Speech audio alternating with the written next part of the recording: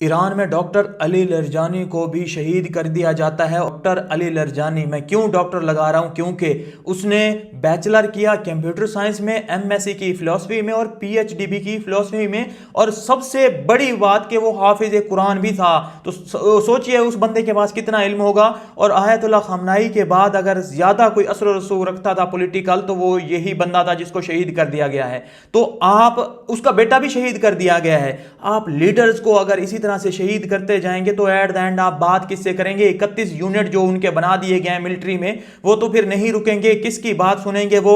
आप लीडर्स को जो है टारगेट ऐसे ही करते रहेंगे तो ये जंग जो है मुझे बंद होती हुई नजर नहीं आ रही। स्ट्रेट ऑफ हुर्मुज ना खुली तो 1.5 बिलियन लोग, जितनी चाइना की आबादी है दुनिया में, उतने लोग जो है खाने को तरस जाएंगे। अभी 300 मिलियन लोग हैं तकरीबन, जितनी पाकिस्तान की आबादी अभी फिलहाल, उतने लोग जो है 2 वक्त की रोटी को तरसते हैं। लेकिन ये नंबर कैसे बढ़ सकता है? क्योंकि फर्टिलाइजर की यहां पे कमी हो सकती है और चाइना ने अभी से एक्सपोर्ट बंद कर दी है।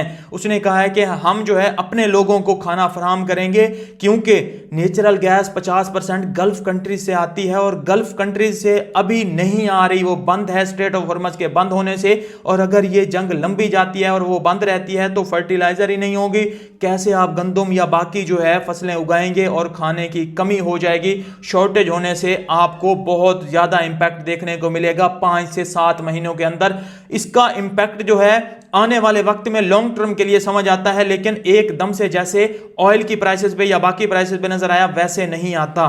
तो ये बात भी मेरी लिख लीजिए, आपको आने वाले 6 से 7 मंथ में अगर जंग ना रुकी, जैसा कि अभी सरेंडर का कहा जा रहा है, तो ईरानी कौम सरेंडर करने वाली कौम मुझे नहीं लगती कि वो जो है अपने घर के अंदर किसी भी फौजी को घुसा लें और उनकी औरतों के साथ भी जो किया जाए या जैसे भी सरेंडर करने वाले, वो मुझे नहीं लगते। तो यहां पे जो है उन्होंने कुछ इस तरह का सिस्टम बनाया हुआ है कि अब जो है अब्बास इराक्ची भी कह रहे हैं कि डॉक्टर अली लरजानी के शहीद होने के बाद भी कोई इंपैक्ट नहीं पड़ेगा, हम वैसे के वैसे खड़े हैं, कोई जो है हमें असर नहीं पड़ा, हम जो है वैसे के वैसे जो है लड़ते रहेंगे, क्योंकि हमारे ये वजूद का मसला है। तो अब जो है हम अपने मेन टॉपिक पे वापस आते हैं, क्रिप्टो के रिलेटेड के बिटकॉइन को इस सब सिचुएशन में क्या होगा।